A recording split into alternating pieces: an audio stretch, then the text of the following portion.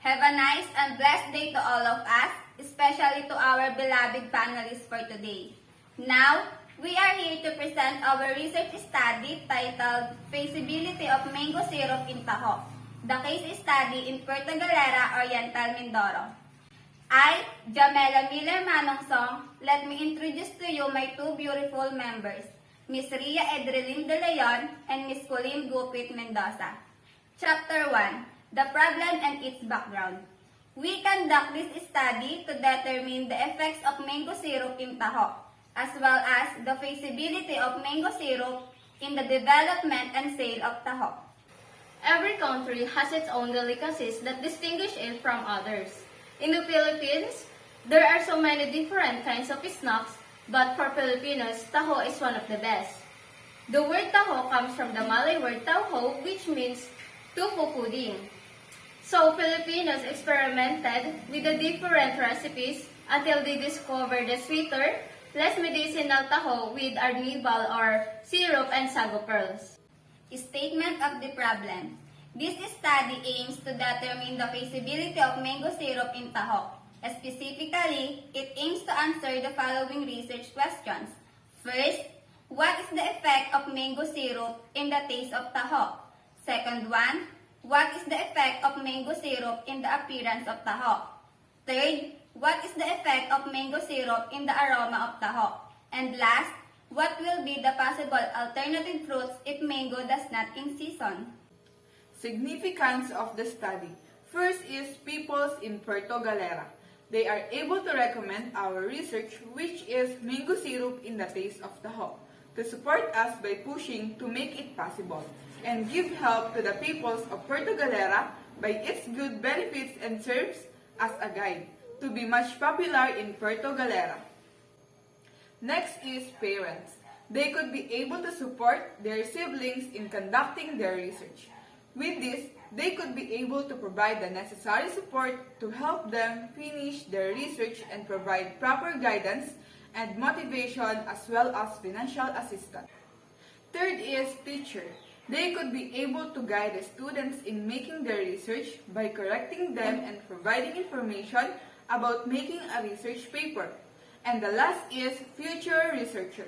The findings of the study could serve as a basis of references for other researchers who would like to conduct the same study regarding the feasibility of mango syrup in Puerto Galera, Oriental Mindoro.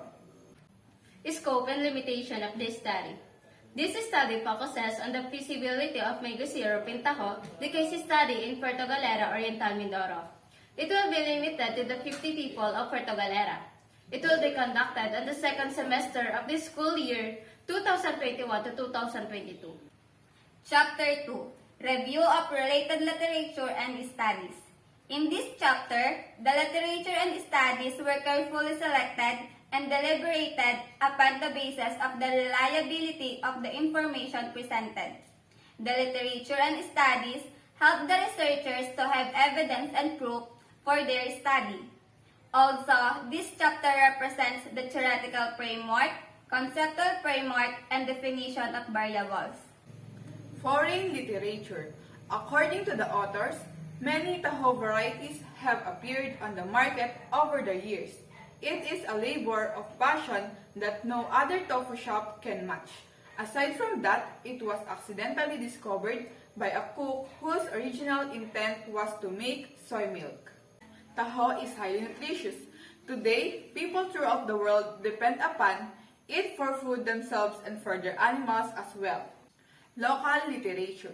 Taho can prevent prostate cancer and other related diseases because of different nutrients that can help the body of people to prevent any kinds of diseases. Although Taho has many Asian versions, the Philippines Taho has its own versions, not only the original version of Taho, and the way Filipinos adopted it is undeniably a heritage we can proudly call our own. Foreign study.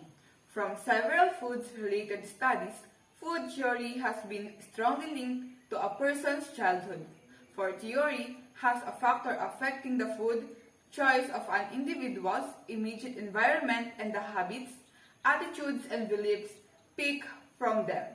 Through the different environments, individual eating habits are developed or constrained with long-term effects. Local study. Every Filipino will surely consider taho as their favorite Pinoy dessert. That's why most of them took different measures to make an innovative version of the sweet taho, with the use of different kinds of fruits, syrup, and vegetables. As well, taho nowadays has a different flavor or taste that many people adopted already. Theoretical framework.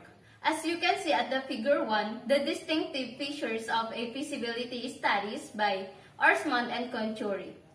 We use Arsman-Conchuri to identify the main objectives and questions of feasibility studies designed to answer the overarching questions. Can it work? Regarding to the main objectives, we identify the specific follow-up questions to understand barriers to the ultimate success of the research. Conceptual framework. As you can see at the figure 2, conceptual framework of mango syrup in taho. The case study in Puerto Galera, Oriental Mindoro. The first box represents the input of the study, which include the use of mango syrup in taho. The second boxes show the process to be used in the study to determine the acceptability of mango taho through survey. The third box represents the output of the study, which is the feasibility of mango syrup in the development and sale of taho. Definition of variables. First is mango syrup. Is a syrup that is mixed with mango fruit. Next is taho. Is a classic sweet treat in the Philippines made with silken tofu, sago, of tapioca pearls, and simple brown sugar syrup. And last is local person, living in the aforementioned place. Chapter 3, Research Methodology. This chapter includes the presentation of methods, processes, and procedures that have been used in this study.